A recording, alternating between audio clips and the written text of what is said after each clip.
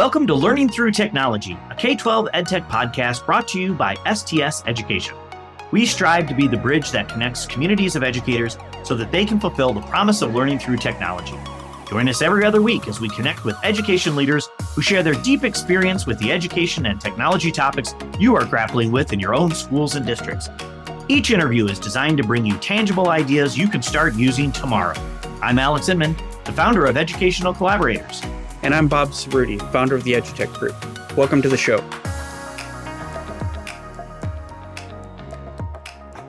Alex, this is one of those interesting ideas we had, kind of like, launching a podcast. But we're going to do something a little different today. All right. I think we're going to talk a bit about how we got here and where we're going. And just the two of us, no guests. We're just going to reflect a bit on how we got to where we are in our careers and where we'd like to see things go. A little magical mystery tour. Bob, I heard your story, you heard my story. What are we talking about here? You're going to have to wait and see. That's the key here, right? If the witch told Dorothy what was at the end of the yellow brick road, there wouldn't be a movie. So, Alex, we've got to take this magical mystery tour and see where it leads us. All right, let's do that. All right, Bob. We are rolling. So we're supposed to say here's Alex. I thought you were going to do that when I came back into the screen. Anyway, Sophia's too young for that pop reference. Okay, Alex, we're going to try something a little different. I want your thoughts on something. So refresh my memory. When did you lie to that school and say, yes, you do computers? How long ago was that? That was 1996. Wow. At some point, we're going to have to cut you open and count the rings to see how old you are. So here's my question. You started in education. I admitted in the podcast where I interviewed you that you were a visionary. What would you do differently in your career from where you went to where you're at now? Wow. Geez, that's a really good question. I know. Thank you. What would I do differently in my career? So it's going to be a bit of a lame answer, I think, Bob, because you've been perfect to this point and there's nothing to change. What you called being an innovator, I think was more an accident, right, than anything else, right? It's just most of my career was marked with me seeing more potential in schools than what we were living and trying to find new ways to improve it, right? And so, the whole reason I wanted to get into educational film and television, and I learned about digital education. And so I thought, okay, well, since the industry isn't doing that yet, I'll get into the classroom. Now, I think if I were to go back and look at that fork in the road, I did not want to go to the classroom. I wanted to get into the media industry, right? But the media industry, there weren't jobs for people doing what I wanted to do. So I went into the classroom, but I didn't know what I didn't know at that time. So I thought, with my freshly minted degree in education, that I understood what media needed to benefit students. Well, baloney. I didn't have a clue. I had no idea. Once I got into the classroom, then I really started to understand the challenges of the day. And then it wasn't really media. It really was more tech. And it was the tools and the resources and the systems. And my entire career was just a series of fortunate accidents that stumbled me onto things that I think helped. Yeah, it was not deliberate. So it's funny you say that it was a set of fortunate accidents. I tell this to Mark all the time, or the CEO of STS who helped start EdTech with me. I tell him all the time, I'm an accidental entrepreneur. It just happened. I stumbled upon a need, and then luck would have it that I'm pretty good at working hard. I'm not very good at knowing what to do next, but I'm pretty good at working hard. And I'm pretty good at over intelligence any day. Right. Anytime you want to compare test scores, I'm down with it. GPAs, not my thing. Test scores, let's go. But that's how I ended up in it. So I don't know. Is that actually how people actually set out to start businesses and say, I'm going to do this and I'm going to make this and I'm going to make this happen? Whereas you and I were just we kind of found our way to it. That's an even better question. And we don't have anybody to answer that for us. So, okay. I have a little story I want to share about my first epiphany moment. We talked about my coming from engineering and then in working in private industry before going to work in schools. And I don't remember the technology's name. It's either Quizlet or Quizdom, but it was every student had a little Jeopardy button, A, B, and C or whatever. And the Parent Teacher Association had bought a bunch for this elementary school. And I was just in the back of the classroom working on a computer for a teacher. But I paid attention. I guess that's one thing that I've done is I've always paid attention. I've always wanted to learn. So I wanted to learn about education, ironically. And I'm sitting in the back of the classroom and she's bringing up onto her projector just questions. And all the kids are answering and then she can see the answers. And she's going along, 90% of them got this right. And then one of them, like only 22% or something got them right. And she's like, okay, she stopped. And she immediately went about figuring out why they got the wrong answer because they all got it wrong. So she saw that I've done something wrong here and started working with them on it. And I'm like, oh my God, this is why we do this. This is where why, technology can right. fix all of this. And I was like, until then, I was just a computer guy fixing computers in the back. And I'm like, it's here. The power is here. And that was 15 years ago. And I don't know that we've yet made that happen for students. Well, so this is a perfect example. I'm glad that you picked that example because like pre-testing is part of best practices of teaching and learning. But the logistics of pre-testing, a lot of teachers don't do it because it was too hard to find out from your students where their current understanding was fast enough for you to adjust what it was that you were talking about, right? So you do like a paper quiz, right? And you do a paper quiz, you collect those, do your lesson, and then only after the fact would you look at the quiz scores and say, oh crap, they didn't get that. Well, that means they probably didn't get most of what I got today. And so you'd have to go back doubly in order to do it. But that concept about teaching and learning was out long before Quizlet. Quizlet, Kahoot, these things, they just made it easier for you to sort of gather up information and know what percentage of your students got it or not. Well, that's the whole idea, though, right? Is to make it easier so that you can be more efficient and optimize the student's outcome from that information being available in real time, right? You didn't have it in real time when you did a pretest. You would collect those papers back and then you'd grade them all and then you'd have to make notes. And then they weren't a pretest anymore. They were a post-test of yesterday. So, all right, let me turn this question around though, because my happy accident started in EdTech from the very beginning, fresh out of college. You did the whole race car engineering thing, IT for a auto dealership before you ended up into EdTech. Would you have traded any of those previous experiences to start in EdTech earlier? No, actually, I don't think I would have. I think all of that has come into play.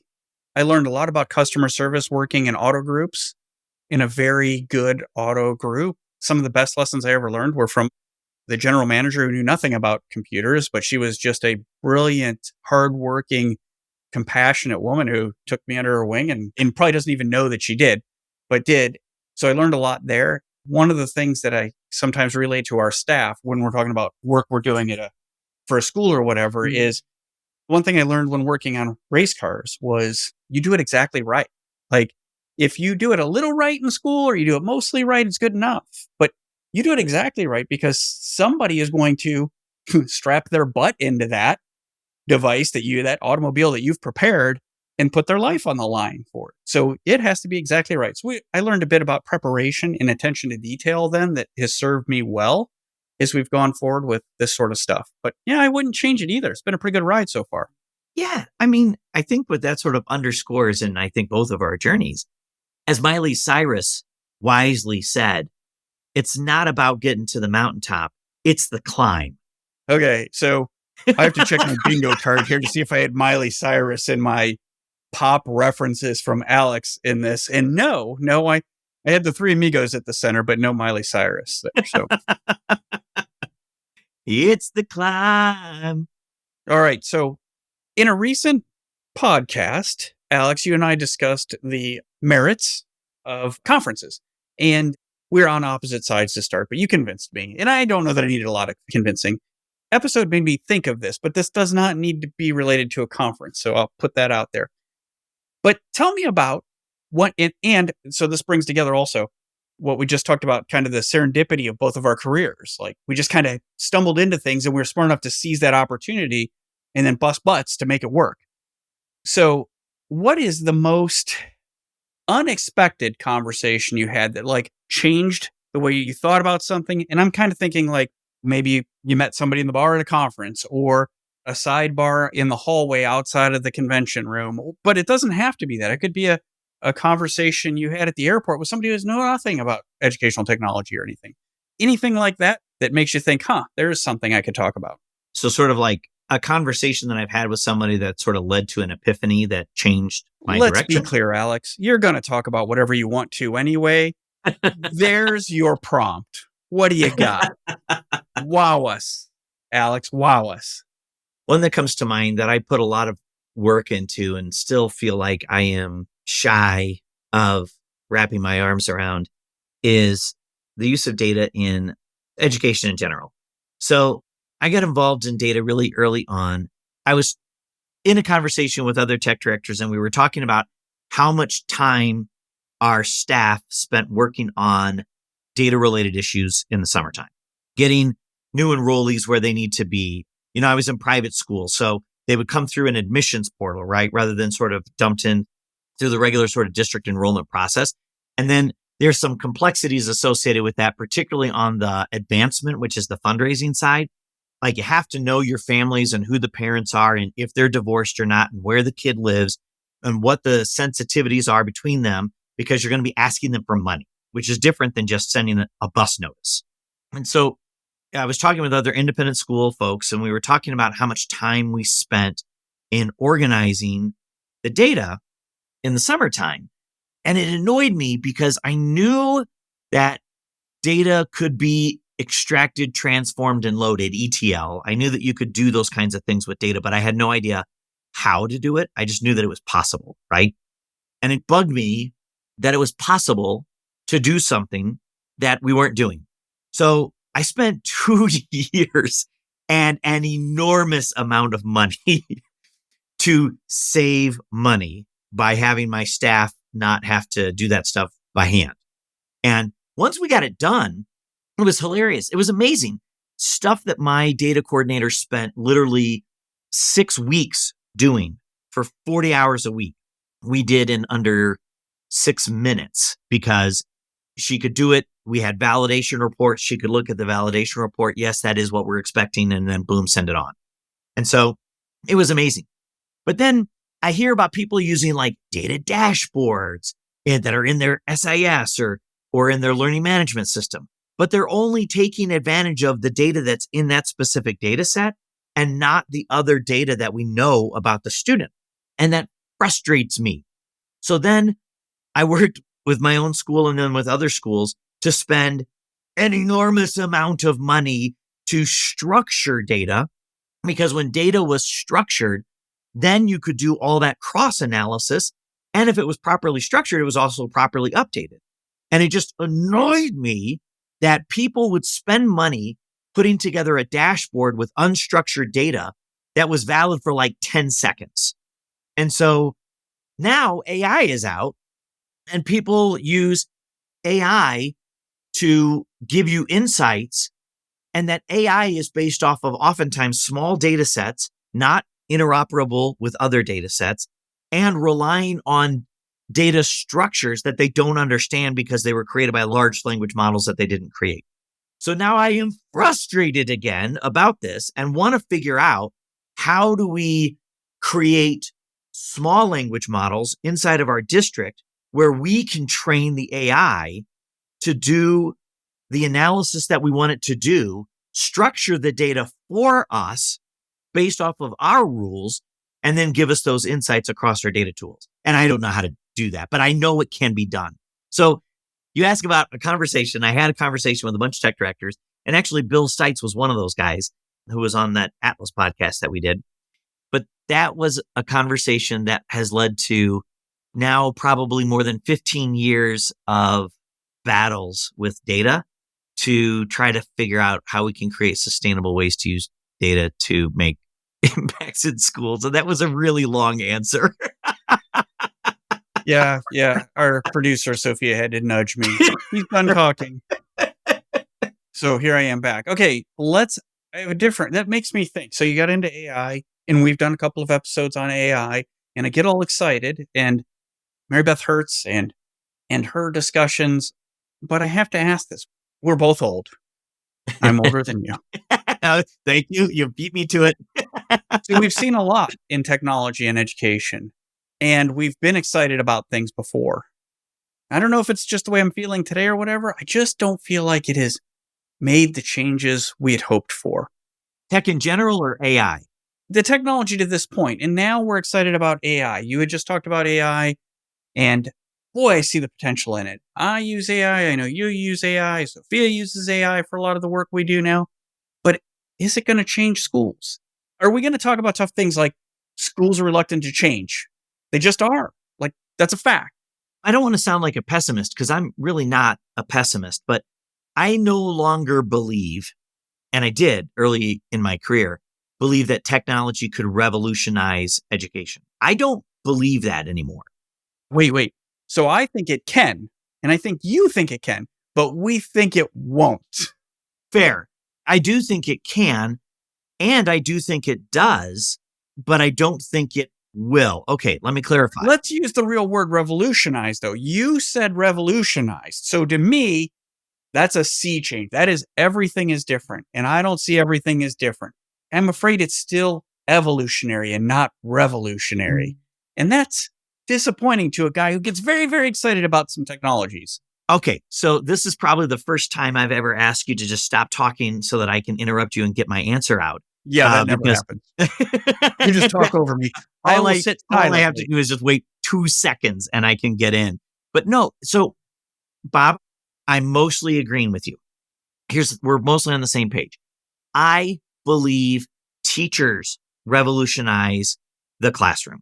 Teachers can revolutionize education, and they can do that with the technology tools, right? We talked earlier about the Quizlet thing, right?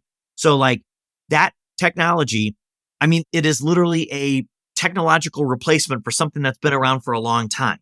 But a teacher who knows how to use it, knows how to leverage it well, now can design their lesson in a way that is flexible based off of the feedback that they get from the quiz, right?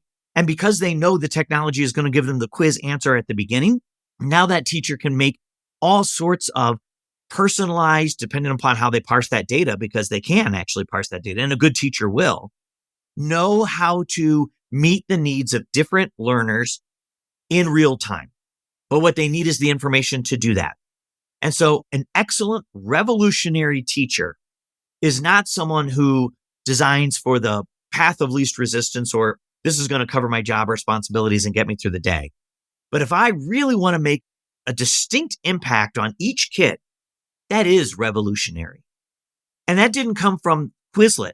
It came from the teacher who knew how to structure the lessons from a personalized perspective and then reverse engineer that to know what kind of question do I need to ask? And then how am I going to use that data? Oh, if that's how I want to use the data, I actually need to ask the question this way.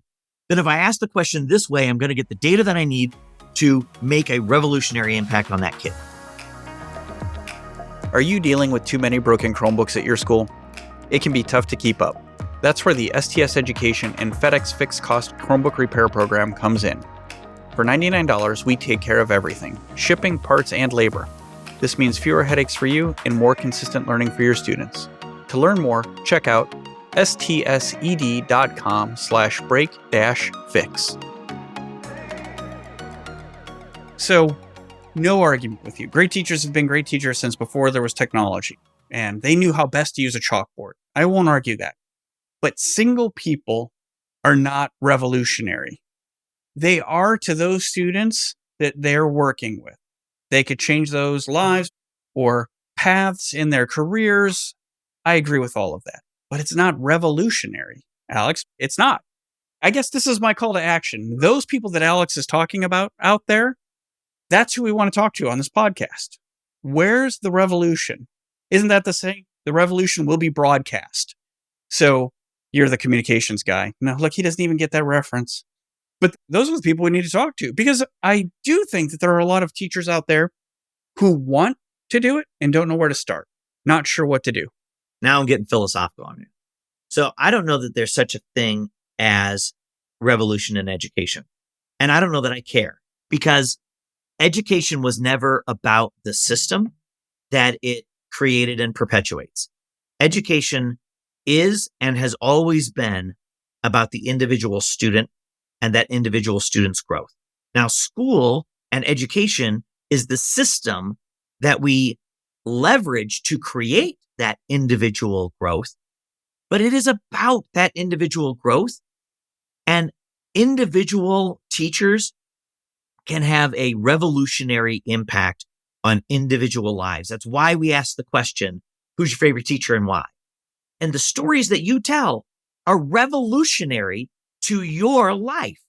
And I think we can still use tech to target that individual revolution and not even care if it changes the overall system. All right, I'm going back several hundred years for this Boom. next, but you're wrong. This next pop reference. It's not a revolution if Martin Luther tacks up his theses in his bedroom. It's not a revolution if George Washington's riding his horse across his property thinking there could be a better way of self-rule. Those aren't revolutions. That's people with thoughts. When he puts it on the door to the church and says, these are the things we believe, this is how we're going to live, that's a revolution. It's a societal revolution. Well, that's what we're looking for here. And if we are defining revolution as a societal revolution, which I used to seek EdTech to do, is to have that societal revolution. I no longer believe, or at least ascribe to, that as being the purpose of education or my work in education. My work, and to me, the purpose of education is to create that individual revolution in an individual student, which I know EdTech and the work that we do can have. I know that it can.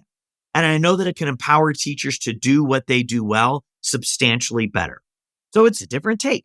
The reality is the societal revolution of education that I used to seek, I don't seek anymore. And I don't consider it a surrender. I would have in my 20s and maybe even my early 30s, but I don't consider it a surrender anymore, so long as we are focused on how EdTech can make that revolution at an individual level. And if we do that, it's a win for every single kid that gets it. And when we don't, it's a failure. But it's a failure whether EdTech was involved or not. I can't believe that I'm the starry-eyed perfectionist. I want it this way out of this duo here, but I want to see the full force, the full promise of technology, and it's full of it. And we're just not seeing it yet. We're doing our best to make it happen, but I don't think you surrendered, but I think you've accepted. So I want to see the societal revolution that comes from education, but maybe we're tackling the problem wrong, because I don't think it comes from within this system. I don't think that revolutionizing education gets you the societal revolution that you seek. So I'm not looking for a societal revolution. What I'm looking for is the way we teach. Why are you looking for that? Why? This is not a discussion of school funding or choice or moving away from a public education model. This is just about what I know a bit about, which is technology and how it can be used and how it is being used in education. And I don't think it has revolutionized teaching, but I think it could. If everybody used one-to-one laptops or Chromebooks or whatever, the way that you thought that they should be used, is that the revolution? If they used AI the way that you thought that they should use it, is that the revolution? When are you there? It's not one thing. The fact that we still have teachers at the front of a classroom is as far as I need to go. Oh, I can tell you all sorts of reasons why the revolution hasn't occurred, Bob. I want you, Mr. Starry-Eyed, I seek a revolution. I'm on my horse charging on a windmill. Don Quixote, come on. I mean, I know it's not really pop reference, it's literature reference, but work with me, man. God, read a book. All right, I'm just kidding. The Bob actually reads substantially more than I do, particularly fiction. And so don't tell me what a revolution isn't. Tell me what the revolution is. So here's where my shortcoming is I can't make that revolution. I'm not an educator. I wasn't called to that. This is very convenient. You're calling for a revolution that you can't define and are not No, responsible no, for no, no, no. supporting. I'm not calling for a revolution. Oh, I can define the revolution. We both know that I was not a good fit for classroom and the way school was taught. All right. I wasn't a good fit. I'm honest about that. And I didn't suffer from many of the maladies that a lot of students suffer from now. Like I had a loving home. I ate meat. We didn't have much, but I always had meals. I didn't worry about, and yet it still didn't fit for me. And I had some great teachers who I've talked about, but that go sit in a classroom for 45 minutes or an hour while somebody lectures me, it doesn't work. I'll tell you what the revolution looks like. It looks like for the Alexes or the Sophias who sit in the front of the classroom and that's the way they learn, those classrooms look like that. For the Bobs who have to try it and fail and try and fail and try and fail until they learn it, that's what my classroom looks like. And when we have AI, this is the 2 seconds where you let me finish for a change. Yeah, well, this we know. Alex has to deliberately shut up to allow you to talk. It's the other way around that was surprising. Is there a button or something we're looking for here that shuts up Alex? All right, go ahead, please. When the classrooms look like that in all the other ways that students learn, and it's facilitated by technology and it's facilitated by AI, that's when we've got the revolution. So are you saying that the revolution actually comes at the individual learner level? Yeah, so with the help of technology. Yep, I think it makes it possible. It sounds a lot like you defined the revolution that you are seeking exactly like I just defined it. No, you're talking about this kid. Welcome to the mountaintop, Bob. Alex, I can see over you when we're standing next to each other. What mountaintop are we talking about? When you're right in what you say, what you want for each kid, that's when you say there's a revolution for that kid. I want it for all of them. Yeah. You and I agree. You're just not thinking grand enough for me. I'm just not big enough. Well, I'm not big enough. That is not the first time that this has been said about the 5'4" Alex. So, no, I agree with you, Bob. I'm done talking. I agree with you, I wanted Bob. to help you out. I agree with you, Bob, because you agree with me. Oh. We do that some where we work around and then we end up in the same place, right? I know a lot, actually. All right, now I'm gonna shift our direction just a little bit now because this will never be released or recorded. This is being recorded, but it'll never be released. Are you kidding, Sophia? Right now, she's thinking I'm using this. She's like, this is gold. So Bob, my mother is about as politically opposite from me as you can possibly get. But the reality is when we actually engage in conversations, we do the same thing. And it's one of the things that actually I think gets in the way of education and that revolution that we're talking about is people get hung up on AI or they get hung up on school vouchers or they get hung up on school funding or Common Core curriculum. And it ends up being about those things rather than what you and I just agreed is actually the revolution. When the student has that individual revolution because they have learned and the teacher has met their needs so that they can learn. And technology is a super powerful way to do that. But the beauty of technology has always been that technology can be AI. It can be personalized learning. It can be automated worksheets. It can be pre-recorded lectures that can be listened to multiple times. It can be so many different methods of learning or teaching that the learner can get what they need so long as the teacher and the school and the system makes it sort of accessible to them and then connects it to them, right? Helps to connect it to them. And right now, I don't know any technology that knows a student. You can know how you performed on previous quizzes and make content choices based off of that, but that's not knowing a kid. And when we ask our guests or you or I share our stories about our favorite teachers, there's a interpersonal kind of connection that had nothing to do with the content that helped make that revolution click at an individual level. So I want to be clear about something, because I think that those great teachers of whom I speak of and you do and our guests have, technology will never replace that and those relationships and understanding. But I think it makes them, when done right, it makes them so much more effective. It makes perhaps that teacher, their reach to more students, to the students who learn from that kind of teaching style. For me, I've talked about John Wampum as my, English teacher.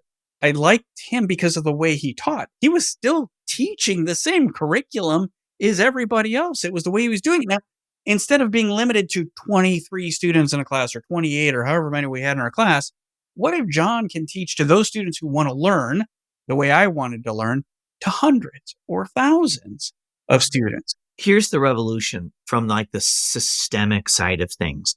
And something that is not always very popular when I say it is I believe that we pay our educators exactly opposite of what we should. Your early childhood teachers are your lowest paid, sometimes barely above minimum wage teachers.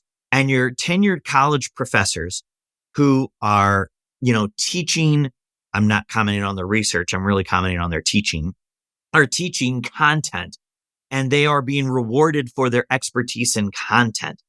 Content in the information age is cheap. It is cheap and it is not valuable because it is easy to get. The value, and now I'm going to give back my nod to my tenured professors, the value is the finding the information, the evaluating, the understanding the information in new ways. And if you look at a high school teacher and an early childhood teacher and you ask who spends more time focusing on understanding context and deriving new information from it, oh, it's the teacher of the 3-year-old versus the 15-year-old 10 times over, because they don't have that context. And so what you're doing is you're focused exclusively on the skills and the person and how that person learns. And if the revolution were to come by us saying the compensation, the reward, the effort in teacher programs is focused on how to understand the learner and help the learner understand how they learn in shifting contexts of rapidly shifting information. And that's how we designed all of our structures. That would be, I think, a cultural revolution that achieves more of what I think you are seeking that perhaps I have been less focused on. Once again, Alex is going to get the last word in our conversation here about all things, mostly revolution, I guess. And Even our revolution.